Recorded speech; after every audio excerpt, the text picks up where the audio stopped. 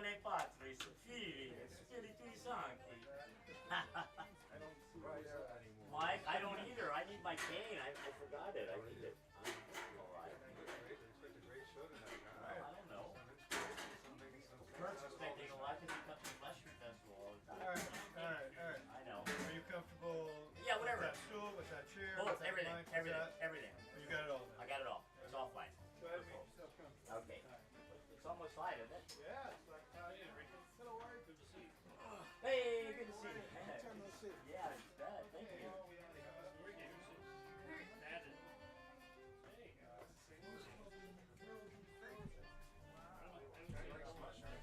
I love mushrooms. Kurt, what do we say?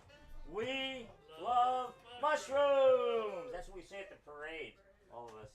Mushrooms. Mushrooms. Robin, I didn't get to give you a hug yet. Come on. How's life? She's okay. Is she okay? Yeah, she is. Yeah. Tell her I said hi. I will. All right, so let's see. I don't need a mic. Well, I need you for the. Do you mind if we live stream this? Oh, that's fine. Sure, So sure. then we'll Okay, we can do that too. Sit down? Yeah, I'm gonna sit down. I think. I'll put this here. You don't Yeah. have to worry about it too Okay. much. Yeah. I talk so loud. I'm always surprised when people want me to get on mic because I usually blow them out. We're not too worried about You're not that. worried. We don't worry about it. We don't worry. We just make mistakes instead. Oh, but yeah, we all do that. Can I raise this? Yeah, I can get you going on that. Yeah, Is perfect. that That's perfect. chair in your way? No, I want it And there. I there's can. the stool. I may sit down for a Yeah, while too. great. There's the stool if you decide. People are you still want- coming in. Good. Find a seat. That's great. Okay. Very good. Well, we are already streaming to the world. And Okay. We're going to find out whether that amplifies you a little bit. Into the Okay, let's see if that works. Hey. So many friends from so many times in my life. Good times. They're all been good times. Although the seminary was a mixture. I don't know. They were good and bad, wasn't they? That's forgotten now. I got a poem about altar boys I think you guys will like. Okay. Let good times roll. Let the good times roll. Need some papers? No, I just need a match. No. Chants going forth from the center, from San Francisco, and then sequidistant shooting impulses of fire, ceaseless to vivify all.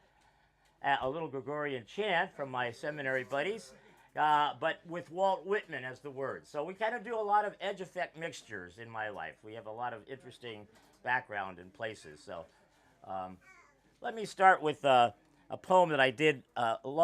This is a long time ago when I was in the city. I used to drive a bus for the incorrectly named Recreation Center for the Handicapped out at Fleischacker in the administrative building there. I think that's all gone now, right? I think they tore it all up. And is it still there? The building's there, but they moved the center. Oh, they moved the center. Yeah, that's right. I saw that. Okay. So anyway, this is called Sardines. Tuna, tuna, tuna, tuna, tuna, dolphin. Tuna, tuna, tuna, tuna, tuna, tuna, tuna, tuna, tuna, dolphin. Tuna, tuna, tuna, tuna, tuna, tuna, tuna, tuna, tuna, tuna, tuna, tuna, tuna, tuna, tuna, great white shark. Halibut and humpy, urchins and eels, hearts alive to see them swimming the sidewalks after school. Freewheeling and fantail and swearing, ain't no neck gonna grab me, mama. While upstairs in the tenements, the snapping of tin, the breaking of glass, the pump, bratting on a mattress, screamed in the elevator as the old men roll over and snore to the light of a blank TV, their breath rancid as sardines. My city poem, yeah, that was the city. I driving into the tenements to pick people up. You know, then I went to teach in New Haven, Connecticut. I taught at a preschool there. It was an all-black housing project. And when I went outside to sweep up the glass off the playground, and people started yelling at me. It was an interesting experience to be in these city places that we have. But I don't live in the city anymore. I live out in Wrights Mesa.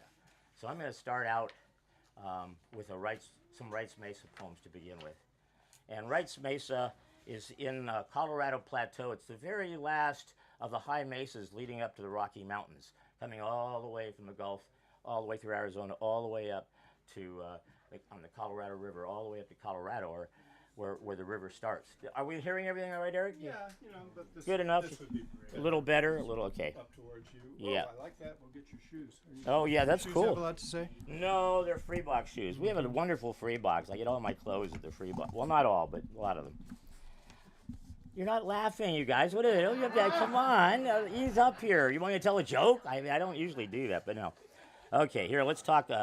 Let's do this. Well, my kids aren't here. My son and daughter-in-law are here, and my grandson-in-law. I'm so pleased. Aiden, welcome, man. Let me start then with this. This is Norwood, the little tiny town of 400 people, maybe 500 if you count the dogs. It's a little tiny town in San Miguel County, which is a liberal outpost in a very, very conservative region. We are the Democrats are the rulers there. Everywhere else it's Republican or MAGA, whatever. And but San Miguel County is a really interesting place. But it's a mixture. And I represented that area when I was a county commissioner for 20 years. So I learned what it was to understand my neighbors, even if I didn't agree with them, to understand them.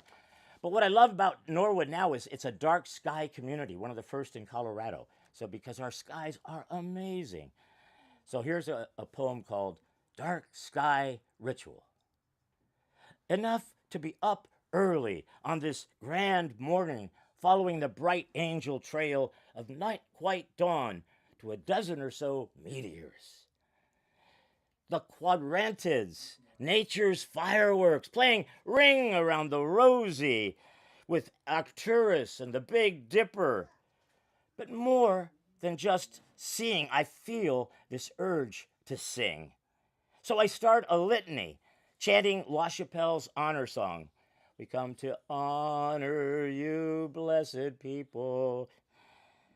Over and over I sing out to my 100-handed friends and family of in-laws and outlaws, holding each flash dear as it sparks to my song, celebrating the gift of the beloved's passionate memories, warmer on this cold night than jackets or blankets or gloves, warmer than community kudos or 401ks, than privileges, amenities, or Facebook encomiums.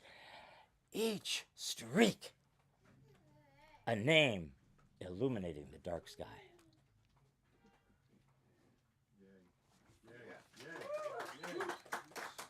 It's really fun to time, your prayers with the natural world and the things that are happening around you. And when we have these dark skies, it's been really lovely to do.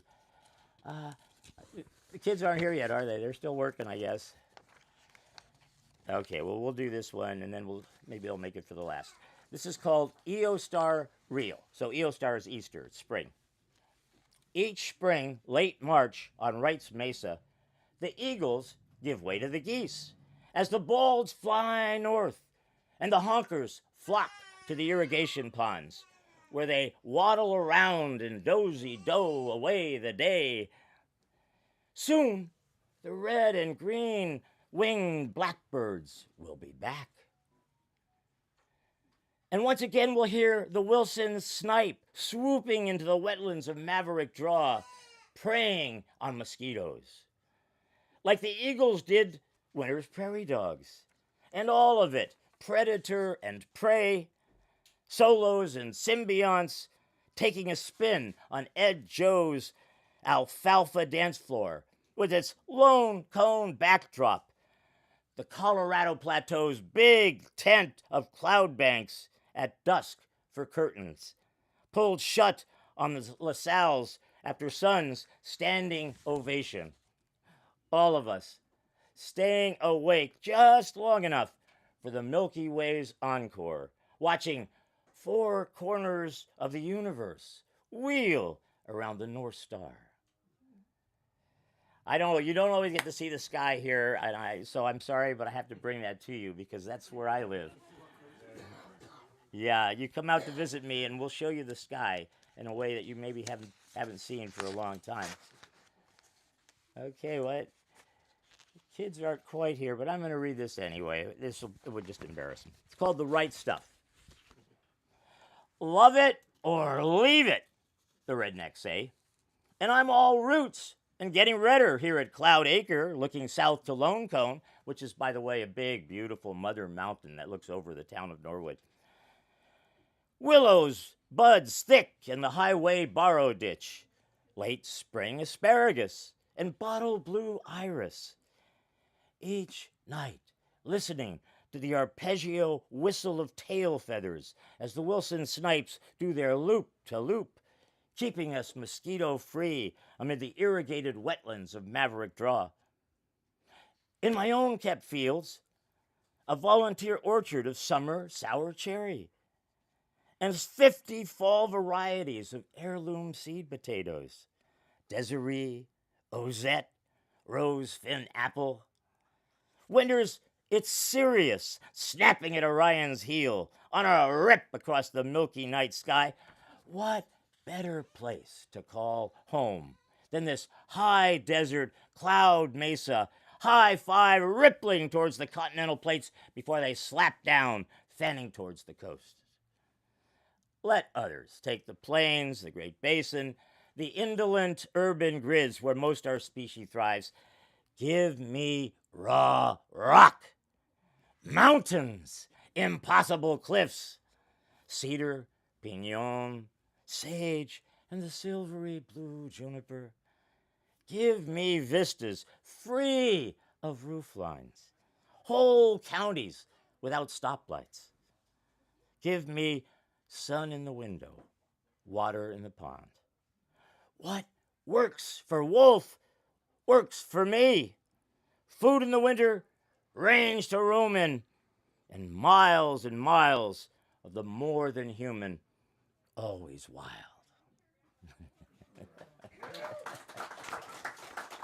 Rice Mesa. So that's where I live these days. I love San Francisco. My great-grandfather is still buried in the Presidio. My great-great-grandfather is buried in the Sonoma Blossom Hill, something like that, up in Sonoma County. So my roots on my mother's side go way, way back. But my father was an immigrant. He was Italian.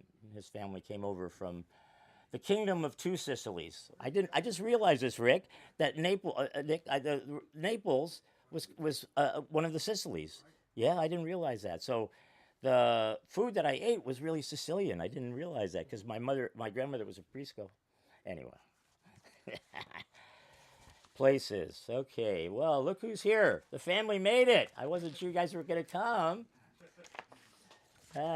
Okay, let's talk about a few places. I travel a little bit. I don't travel as much as my kids. Oh my gosh, my daughter Iris decided that her daughter, who was at Dolores Huerta School, Spanish immersion, they weren't doing so well. They decided, well, let's go around the world instead of doing third grade. We'll just skip third grade and do a world tour. So I'm like, yes.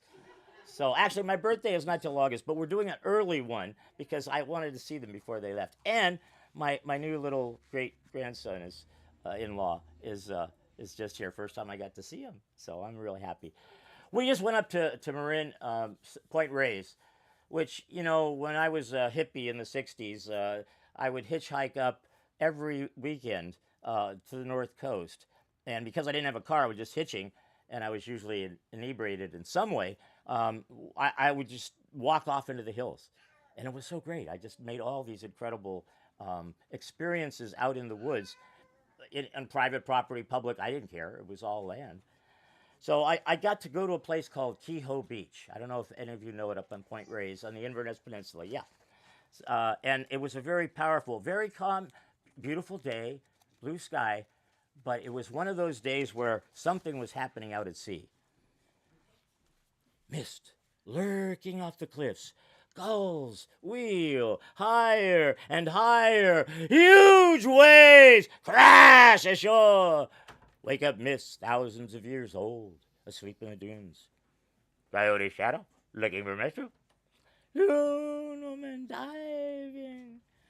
as huge waves crash ashore. I mean, break bones, bruisers, punch-drunk rollers, cooking all the way from China, the sand spitting up gray blood. Ranger says 3 people a year drown on this beach, yet dragged under and disappear.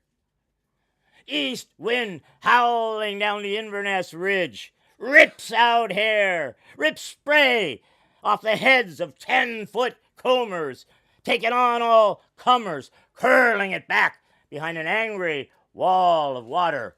Coyote looking in the shadows. Loon woman diving. Huge waves throw spray in the air, sand in the eyes. The natural world up in arms. Sea palm battered, mussel and sea urchin ripped from the rocks. Oh, Raphael, come sit up front here with us, brother. Raphael Jesus Gonzalez, one of our great poets here, along with John Curl. Oh my gosh. Sea palms battered, mussel and sea urchin ripped from the rocks. Any semblance of human hand, any vague imprint of machinery tore up and crushed in the surf. Pound, pound, pound, pounded. High tide, low tide, inside, outside. Huge waves crash into the continent, crash into the landmass, pounding ashore, pounding at the door with ship's timbers, 2x4s, flotsam and jetsam, whole redwoods ripped up by the roots. Oh, no. The water soaked up, soaking in. Clam geysers, sand flea bubbles bursting on the beach. Dunes made to ripple like the sea air surging ashore. Thickets of creek willow bent to the wind. Wave after wave after wave after wave, the flow re-inhabiting the rock. Flux insight, golden hindsight. Huge waves crash from another shore, from another age, when myth hung off the cliffs. Coyote looking in the shadows. Loon woman diving. Huge waves, the same huge waves that crashed on Miwok and Pomo, Drake and Cermenio. Come, crash ashore, you mother wave, soak deep into the land mass, the land mind. The serpentine locked in the turtle's heart. Bring us back to beginnings, the grinding up of worn shells to make fresh sand. Teach us the 7-wave breathing of natural tide. Open us to the sea heart pounding in every green vein. Once again, let coyote lurk in the mist off Lupin cliffs. Let loon woman dive into the curling spray to pull up mud of the new from under waves of the old. Pulling up mud of the new world from under waves of the old ways.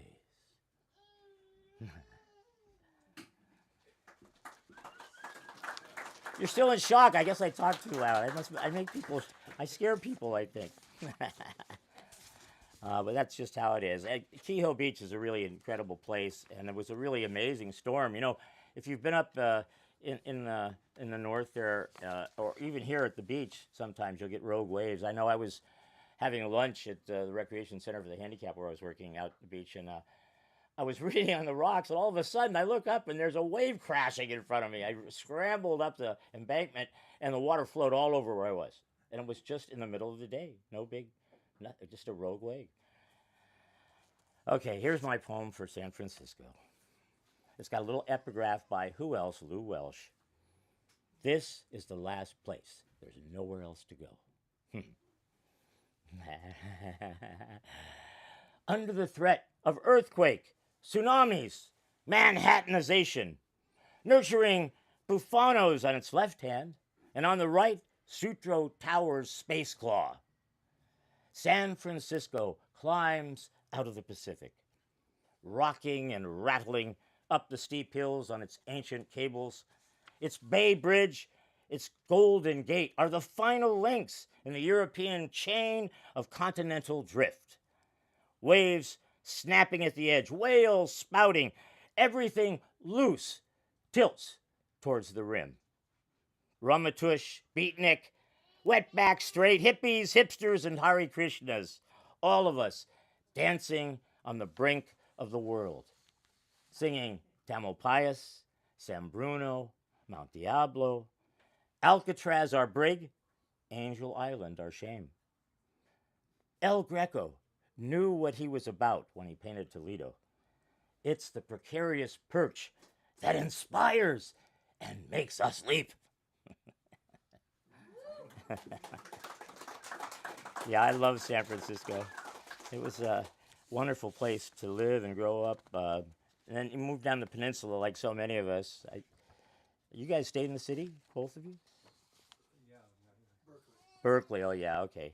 Yeah, we have some East Bay people, which is nice because we used to always make fun of the East Bay when I was a kid. That wasn't nice. We were mean. You know, kids are sometimes kind of mean. I think let's go to Ukiah. I spent some time when I was in the seminary in the summers working at a summer camp that was out of the was all orphans from the Albertinum, which was in was it Ukiah? Yeah. So this was it was where I fell in love with poetry. I have to say, we were right on the edge of a train track. There was a little railroad, gasoline engine railroad that ran back and forth between, I think it's Willits and out Fort Bragg or something. And we were right along the tracks. We'd walk the kids across the trestles and hope we didn't get killed. And on right there, I started reading Gerard Manley Hopkins. I caught this morning's minion, kingdom of daylight's Dauphin, dapple, dawn drawn falcon, and his riding of the rolling steady underneath him hair. Oh, the Windhover is one of it took me away. And so I got into poetry a whole lot. So here's a poem about Ukiah and that camp that I was at. Land of rain, of plucked caps damp with Duff's memories, shrooms sautéed in the melt of moo, Fibonacci ferns, bowls of tree trunks, big and brash as dinosaurs. Home of Ukiah's Albertinum orphanage, sending their wards to summer camp along the Noyo River, where we walked the trestles of the skunk train, where the boys would exclaim, "Suffer," when caught cloaked in embarrassments, or as gloating rivals in games. Suffer. A warning for survivors. Through wind or wine, soak or shine. Suffer. Ukiah.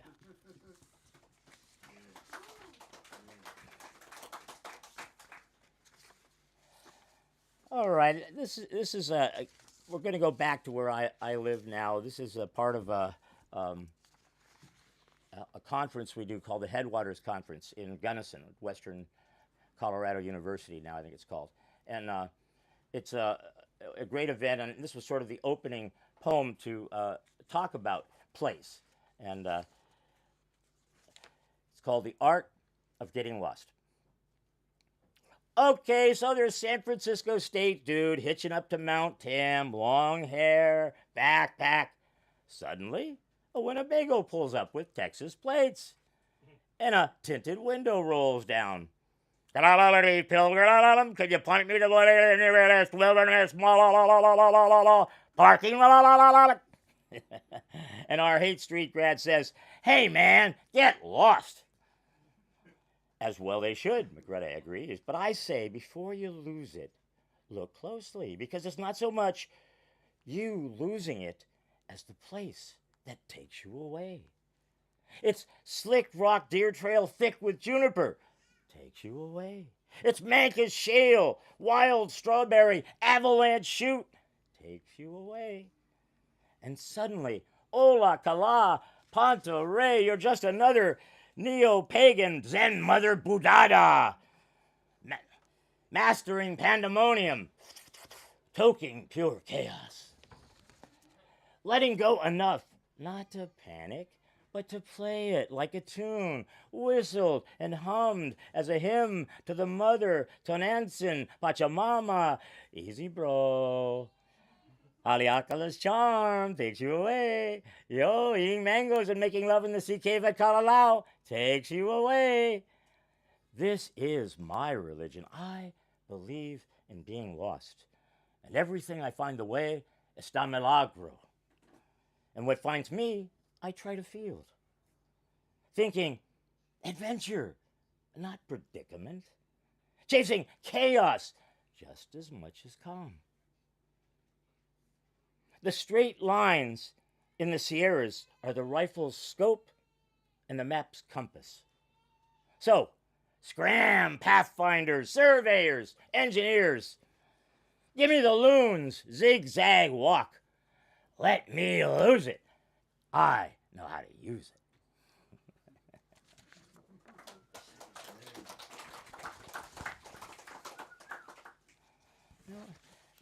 I had, luckily I got to meet the Roth family and spend a little time with them here in San Francisco. They have a place up near Elk, up in Mendocino County. And they live on a little site of one of the stations where they used to offload redwoods, the ancient trees, onto ships in these little dangerous little coves, and then bring them to San Francisco. So a lot of the homes, I don't know, Raphael, is it redwood in your home? Yeah, I mean, some of the older beautiful homes have this incredible redwood that all came from the forest here. And this is one of the places it came from. It's called Cuffy's Cove. Walking coyote brush flats that saw coast, dog hole, boom town fan into flames, saw schooners dodge sea stacks and sea lion reefs to load skeletons of immense redwoods down cable chutes tight-roped over treacherous surf. 1,000-year-old trees that bushwhacker crews felled, skidded, and chopped into board feet all up and down the gulches of the Mendocino coast. Saw God-fearing merchantmen bound for Boston slip past headlands of grizzly and deltas of salmon, their holds crammed with otter and seal pelts they'd bartered for trinkets with Tlingit and Haida. Before that, winged galleons of mercenaries and buccaneers paid to find trade routes for England, Spain, Russia, and France. Saw Pomo fishermen haul mussel shell and abalone up the beds of hot coals, feasting by starlight on Land's End bluffs. Some nights, beating on logs to call back moon from sudden eclipse. We just went out to Cooley-Lachlo, which I know they've sort of let it fall into disrepair, which is appropriate because it's a faux native village at the Point Reyes National Seashore that I helped build. And it was an idea that we were trying to honor the indigenous people, but I think they feel like it was an appropriation. So the Park Service has let it fall into disrepair, which is actually quite sweet. You know, the tradition of indigenous people is when someone died, you took all of their belongings and you didn't pass them out to relatives, you didn't have wills, you burned it. You burned everything. It was all gone. And that was a kind of a good way to stop it. So anyway, we were out at Cuffy's, out there in at Cooley-Lachlo, and it was a powerful experience being that part of the country, and seeing the indigenous people. You know, I was so enamored as a young man growing up in the suburbs and listening to the Chronicle and reading about the beatniks in North Beach, which, of course, living in Mountain View, that was a world away from us. We didn't know about that very well, but it was really powerful, and I loved the city. It really became a powerful place for me, and Point Reyes was a way to get out of it. Big Sur was another place. And then I had a lot of allies. I know people like to think of substances as addictive. And I guess, addictive, dictare, to lead, right? From ducere or something. Dictare, to speak, maybe. I don't know. To speak to. Addiction is something where it grabs you. It takes a hold of you. But, what I find is I have allies. And I can let them go if I don't need them. I can say no if I don't want them. But I use them as much as they're valuable. Cannabis is one of those allies. This is called inspiration. It's for an old friend, Crow. Cannabis is quick, unfailing.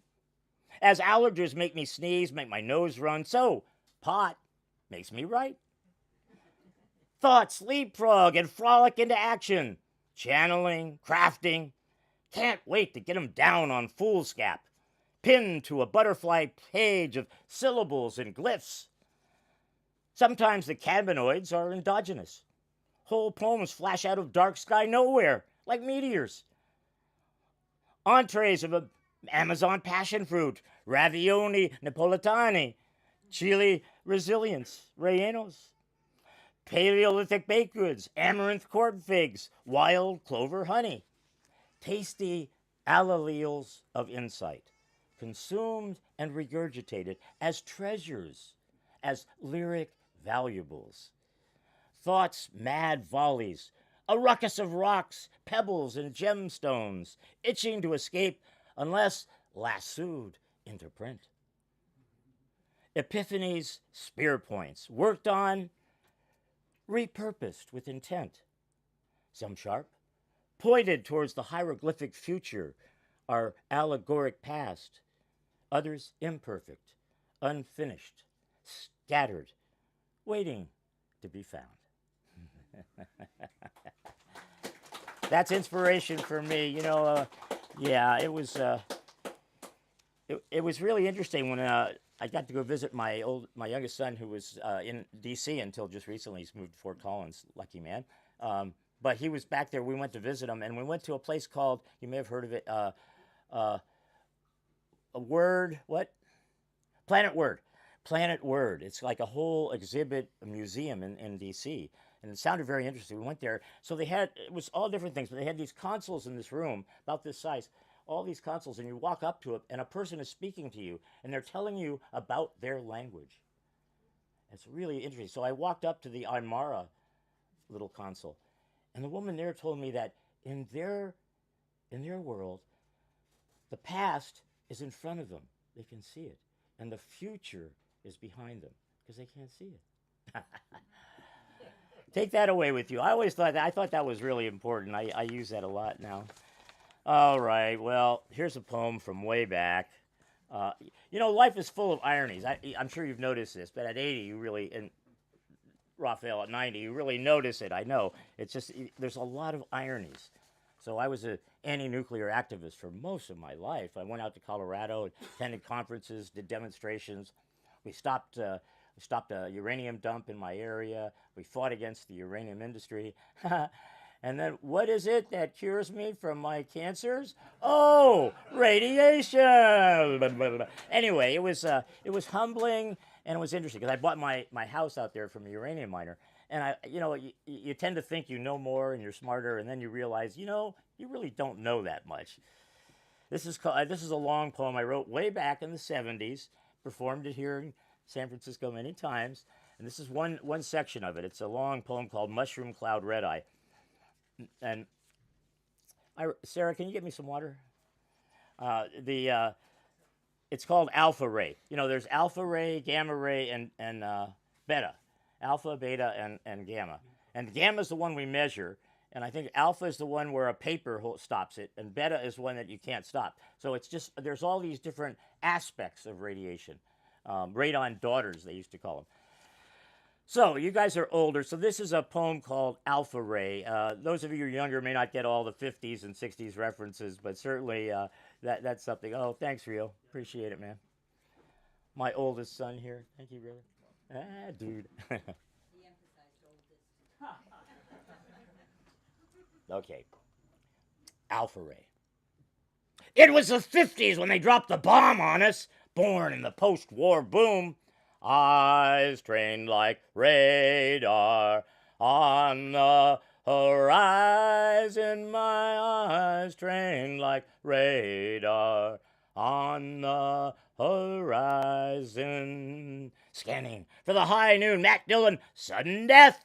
Shootout in the OK Corral. OD in the bathroom. Exhaust pipes pumping. 2-car dinosaur monoxide. Our pulse plugged in and thumping.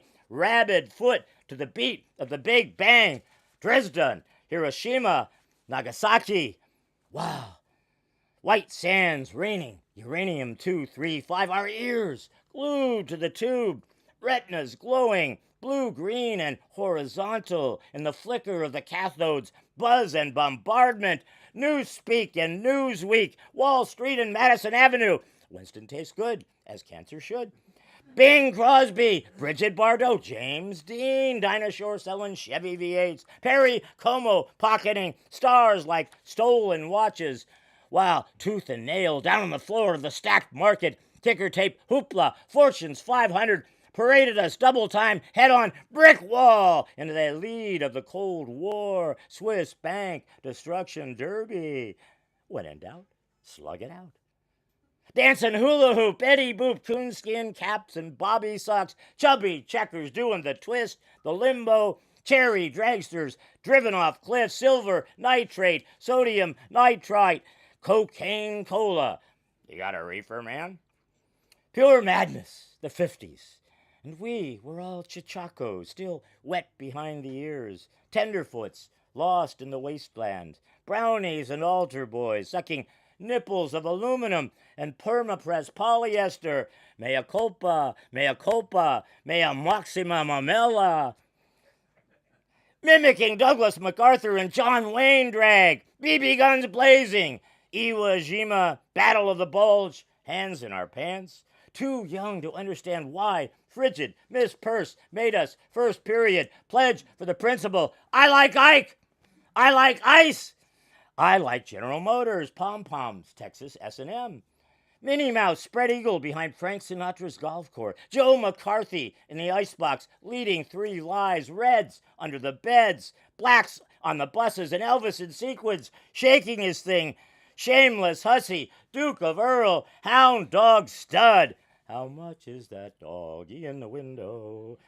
Our hearts, Geiger counters, gone wild.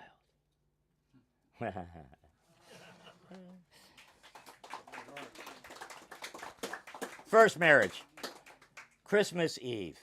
Let's buy one, she said. But every tree in the lot stood nailed to a wooden cross. And Jesus, I began to weep. That's a shorty.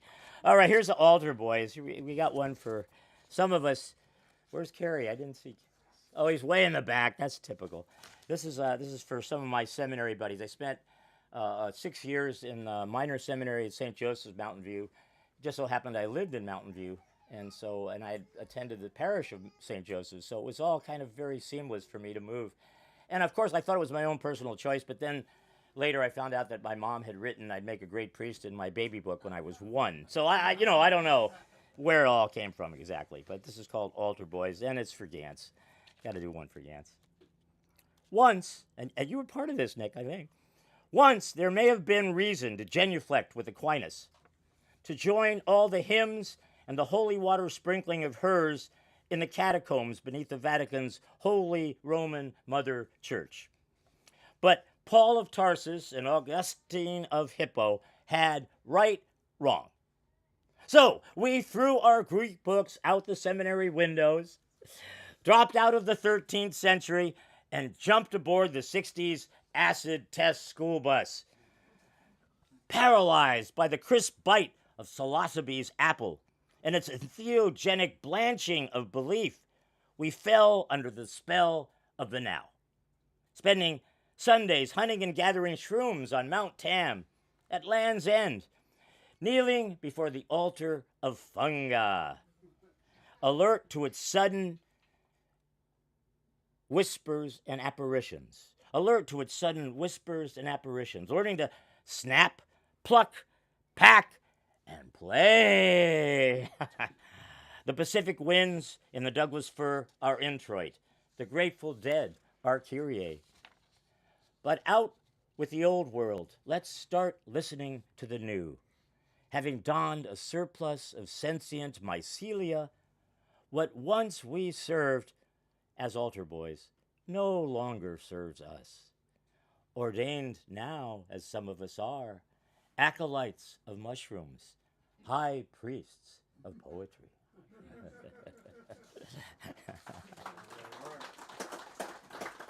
Okay, where are we on time? This is a tight ship tonight, so what time are we? 20 minutes. Good. Okay. Thank you, Eric. Recreational shoveling. Now, I know you don't have that here, but I do in Colorado. Winter days after snowfall, suited up with boots and gloves. You know, they say there's no cold weather, there's just bad clothing. That's really a Scandinavian thing. Winter days after snowfall, suited up with boots and gloves, I start shoveling the blank slate of what's fallen.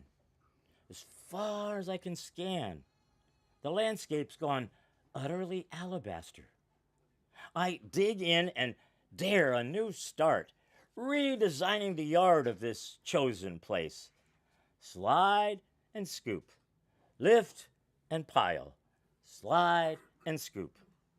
I clear the driveway, web paths linking kitchen to compost, house to studio, home field to highway fence. As an adult in training, I built driftwood forts on California beaches, an ephemeral architecture of patch and lean, chance and scheme.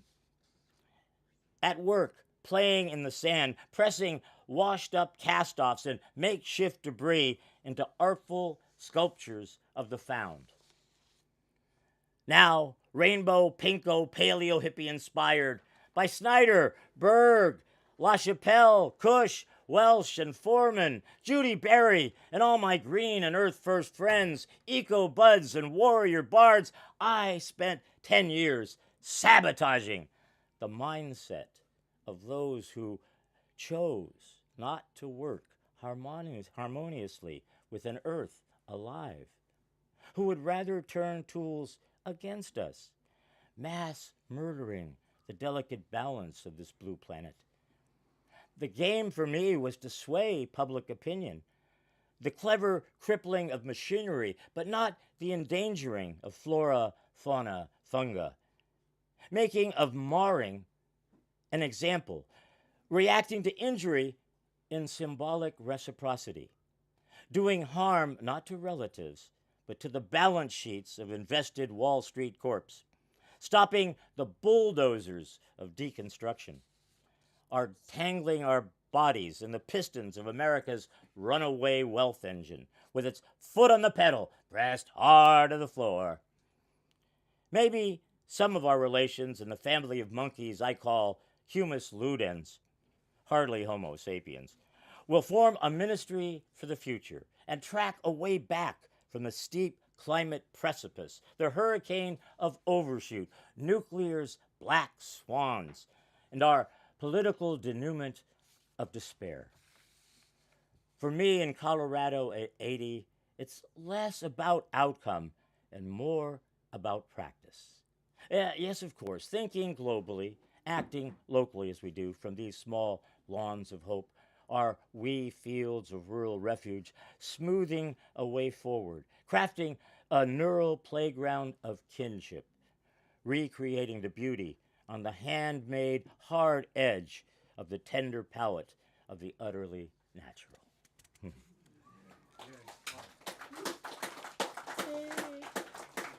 Thank you. Oh my goodness. Okay.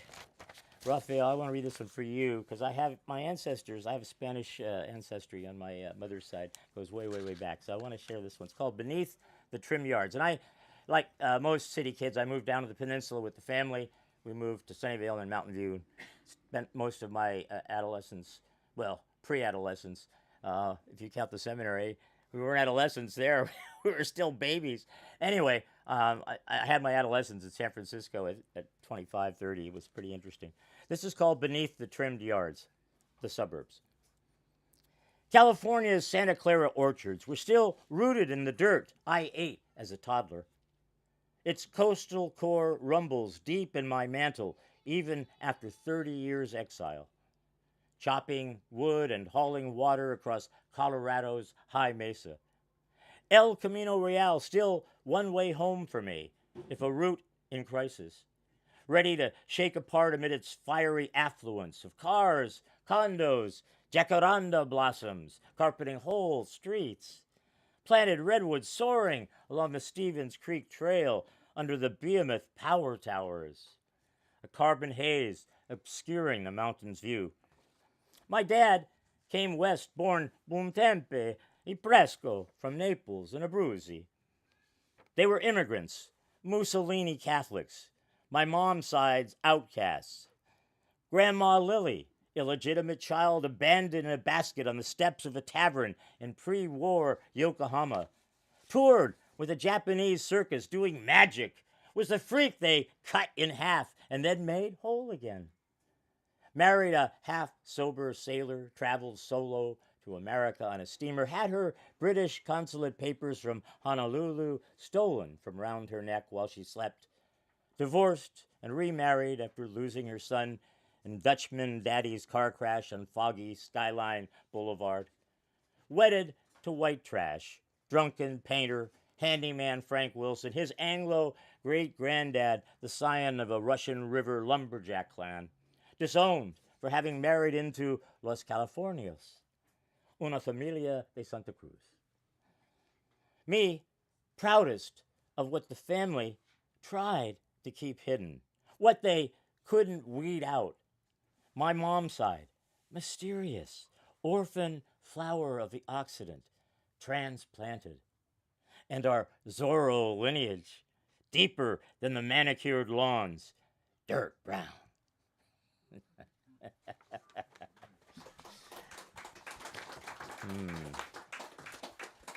Oh, thank you.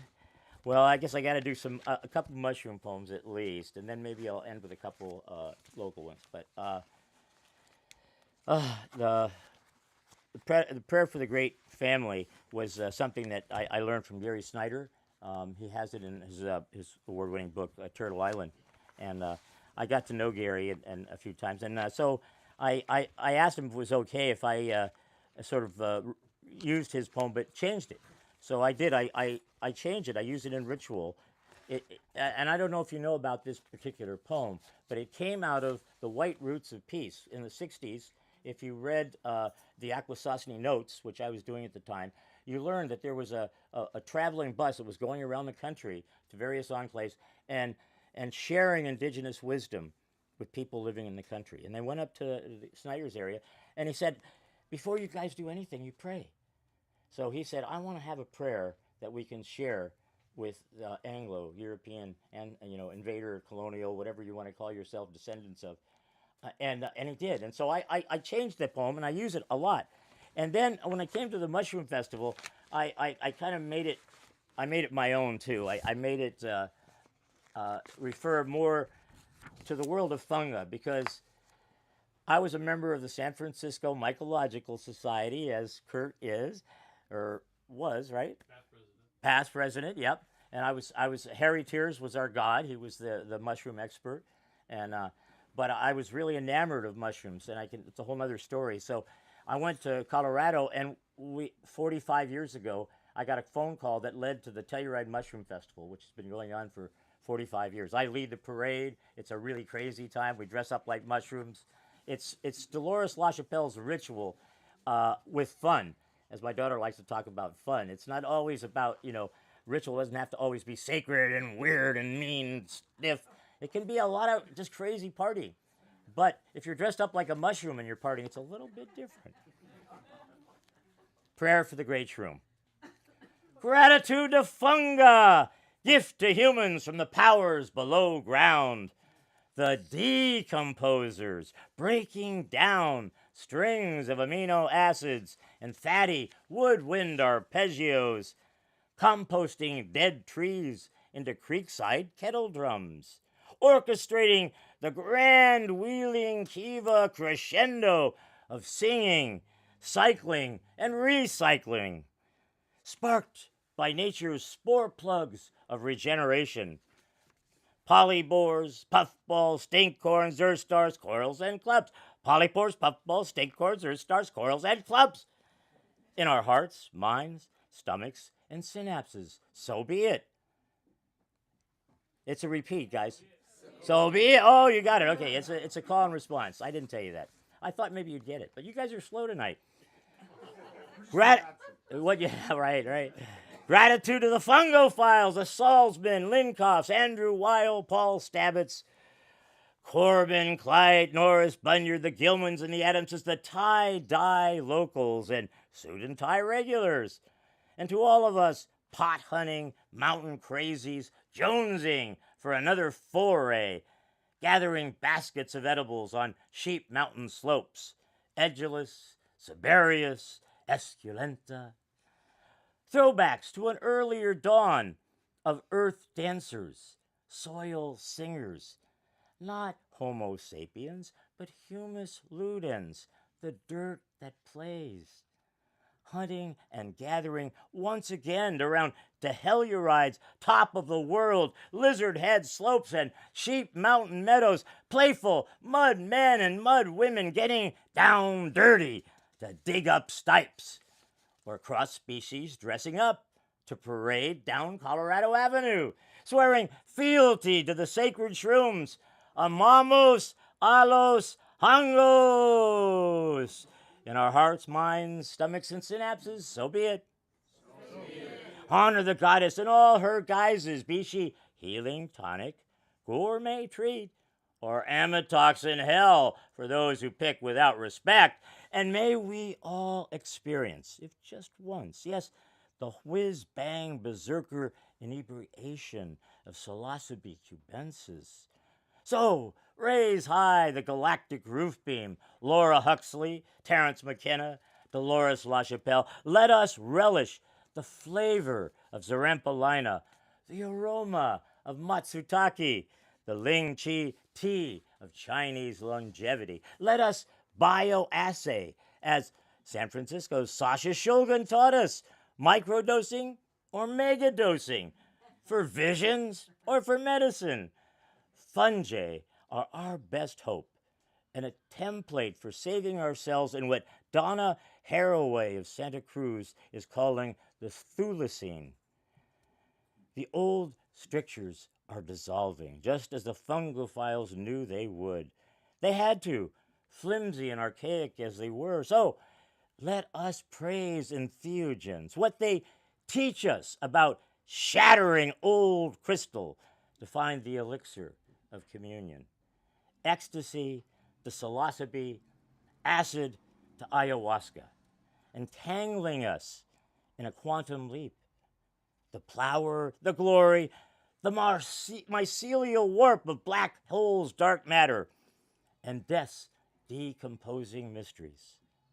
We love mushrooms. So be it. Oh, you guys got it. You're good there now. You all woke up. My voice is like an alarm. It wakes you all up. Okay, would we have time for a couple more? Okay, good.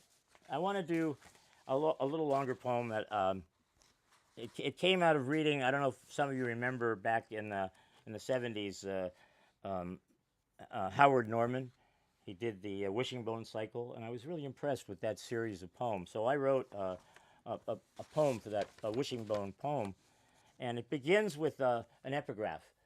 And this is a little hard to take if you don't know about it, but this is all true. Deposition taken from the Majority and Minority Report of the Special Joint Committee on the Mendocino Wars, 1860. Quote, I think all the squaws were killed because they refused to go further. We took one boy into the valley, and the infants were put out of their misery. And a girl 10 years of age was killed for stubbornness. Wishing-Bone Dream. Sleeping wet on a cliff above steep ravine creek, air out bag, dry it, still damp from the night. Lie in the grass looking out to sea. I wish, and it doesn't happen. I wish again. Yawn, and it does happen. I'm a whale blowing home for the winter, blue November between storms. Near the Farallones, a barge buck swells above me, its hull tethered to an ocean tug. White-bellied dolphins surf the shockwave at the bow of the ship. The mosquito drone on the Cessna two-seater drums along the Bolinas cliffs, scares off gulls who wheel out to sea beyond Duxbury Reef. My whale eyes catch a glimpse of sunlight off car windows winding down Highway 1 as I swim past the sea canyon of the Golden Gate. Cetacean, land mammal who 60 million years ago slipped back into the waters, who sought freedom buoyed in the dense marine, who made a home in the rolling ocean flux. California grays, devilfish, the whalers called us because we would turn on them, their harpoons quivering in our backs. With a flip of our tails, we'd smash their skiffs to hell. My black skin mottled with barnacles and whitish scars, I head south to Scammons Lagoon for the winter, part of nature's long migration, lazily surfacing now and again to spout air and breathe. At Land's End, another epigraph from Melville's Moby Dick. Quote, to grope down to the bottom of the sea, to have one's hands among the unspeakable foundations, ribs and very pelvis of the world. At Land's End.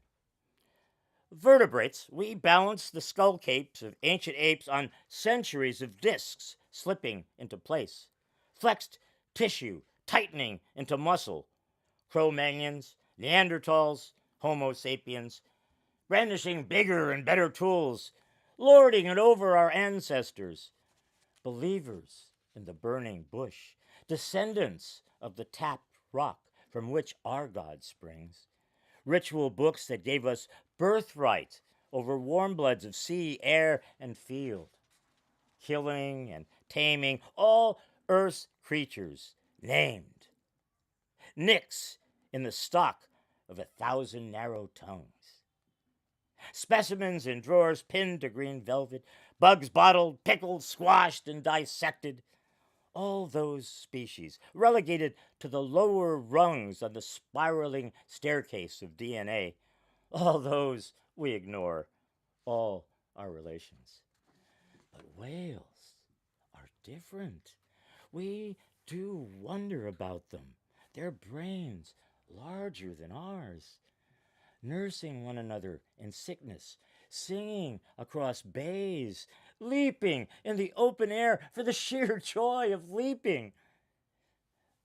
Risk aside, it is possible for us to live hang gliding on a wing of air, but submerged, underwater, we may as well be on the moon.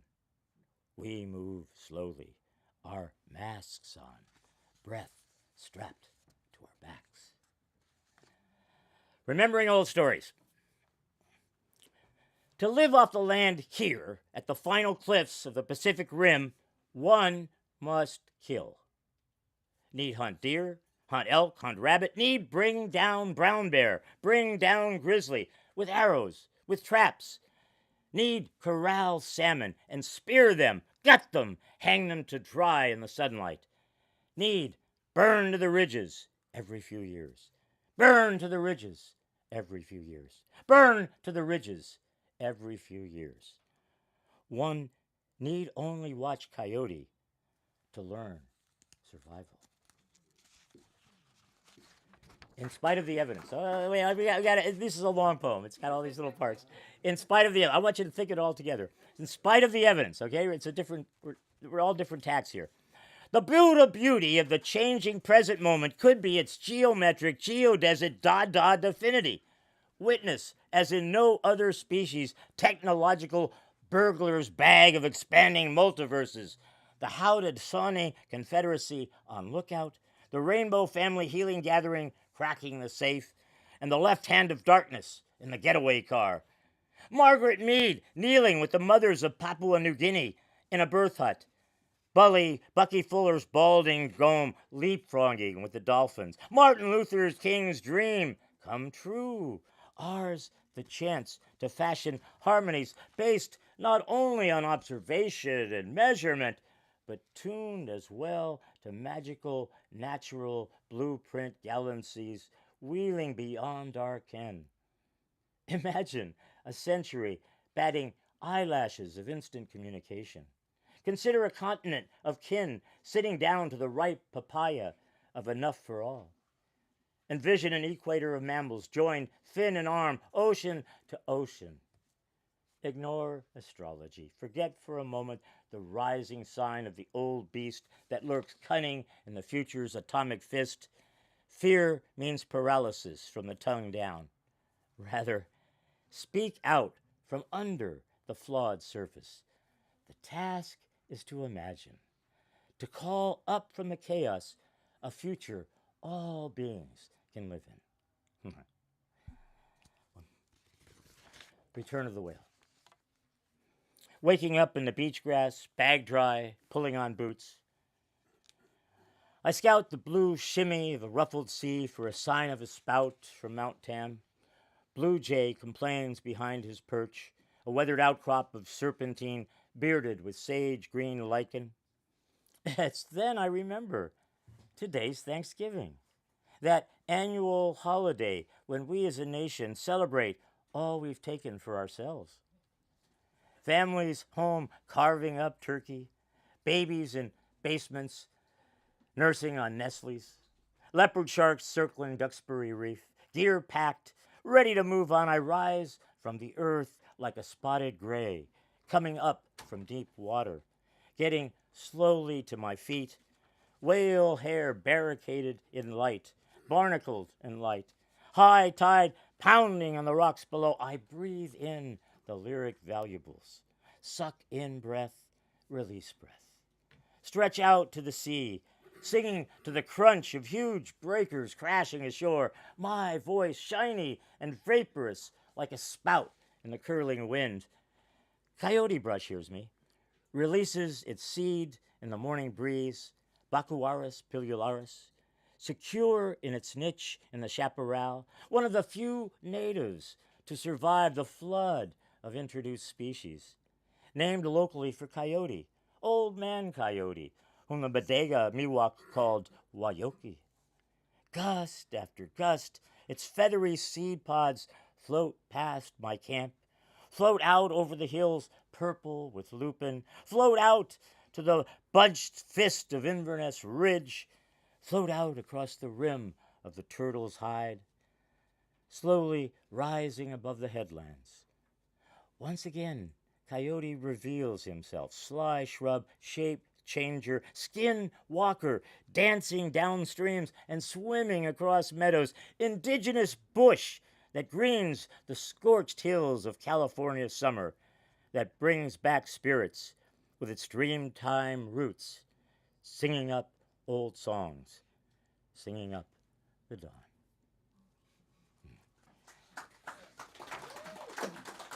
All right, well, just a couple more. I'm almost done. I did want to, I was 20 years, I was a county commissioner. I got involved in state and local and regional and actually even national. I was the chair of a committee for the National Association of Counties, even though I'm a Green and I wasn't a Republican, so they all hated me, but it was fun. I got to do what I wanted to do, because the Greens are so hopeless. I love, how much time we have? Are we out of time? You could get towards the end of the reading. I'm almost done. Let me do 3 more. Okay. And none of them are real long. Honesty. I told her I loved everyone. I told everyone I loved her. Oh, boy. Honesty. Now, nobody wants to see me. Let me read one about Dave Foreman. He was very influential in my life because I was poetry editor for Earth First for 10 years. So becoming a county commissioner was a real change of life. Very interesting. And this was, I got to read this at his memorial down in New Mexico just a couple of years ago. It's called Foreman on the Front Lines. You all know who Dave Foreman is, right? Not many, huh? I'm sorry. If you don't know, he was a Wilderness Society dude who decided that he wanted to see, show the right side, the conservative side of the aisle, that there was a radical environmental group, not just the middle of the road, and that the Sierra Club and the Wilderness Society were middle of the road. And so to make them middle of the road, he founded Earth First, which was an outlier, and we did crazy, wild, yippie kind of actions. Not yuppie, but remember yippies where they would do funny things? It was a really fun kind of way of doing revolution. Anyway, John, there's a way to do it with some humor. Anyway, this is inviting, but it's called Foreman on the Front Lines. He clung to the hood of the pickup when the logger tried to run him down, putting his wild life on the line, standing in the path of the machine.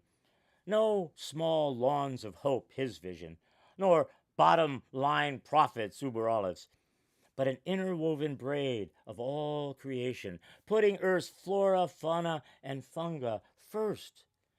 Protests, demos, monkey wrenching work, his was a neo-Luddite path to change, unfurling cracks in a dam, campfire songs, blocking roads to the tallest redwoods, hoping to turn our titanic hubris away from the looming icebergs of collapse, to show the titans of industry what radical really meant in defense of the mother nest, inspiring a generation to rewild this blue planet using seeds of big ideas and brave symbolic deeds. Okay, I got two more.